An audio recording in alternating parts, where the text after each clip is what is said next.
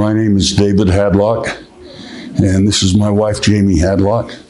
And we've lived in this ward for 47 years, and we met Bill and Karen back in 1975 when we moved into the ward. And we made friends with them and been friends with them ever since. And Bill's a year older than me, and Karen was a year younger than me. So we always had a lot to talk about, and as far as ages and that. And I'd just like to say that I've never met a more positive person or woman in my life than Karen. Sometimes I was their home teacher, their minister, and sometimes I would be a little depressed or something and should say, "What's wrong with you? Get your mind right, you know? Get happy. We only got one life." And she was just always so bubbly. And I know the day that Willie died, I was up at the hospital with him, and we decided it wasn't his birthday, but we decided to have a birthday party for him.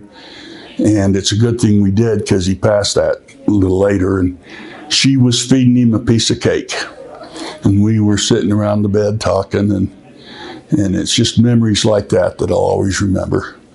And we love them. We'll always love them. And there's not any better people on the earth than Bill and Karen Cook.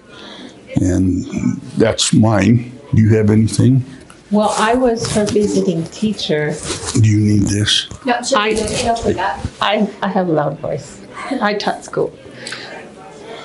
I was her visiting teacher when Willie was born. And I just remembered how, how many questions she had and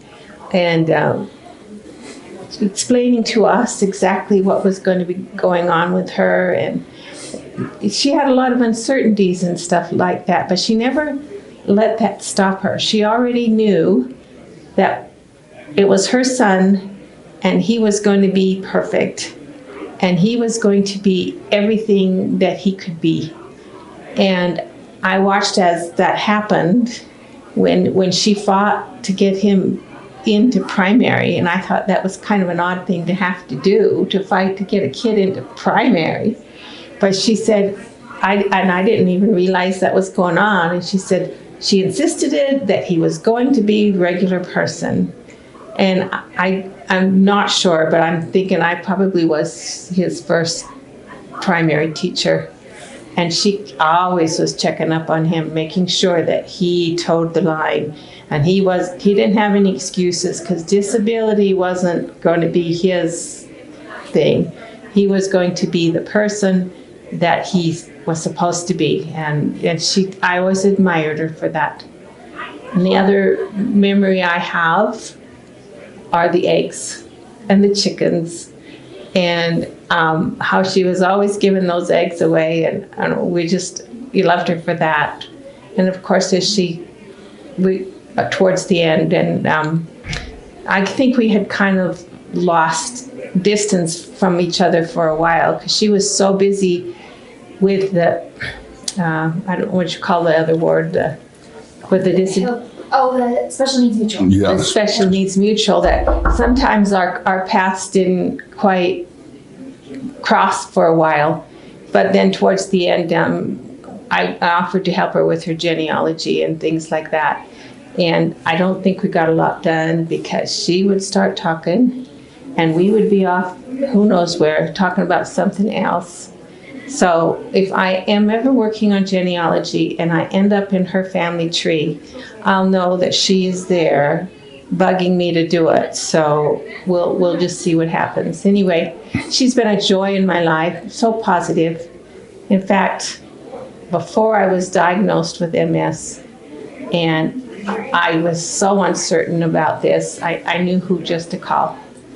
And I called her, waiting for my diagnosis, and she just gave me the speech of positiveness, and everything's going to be all right, and it has been, and she was right, and I'm grateful for her. She's just wonderful. I just got one more thing to say, and that's to Bill.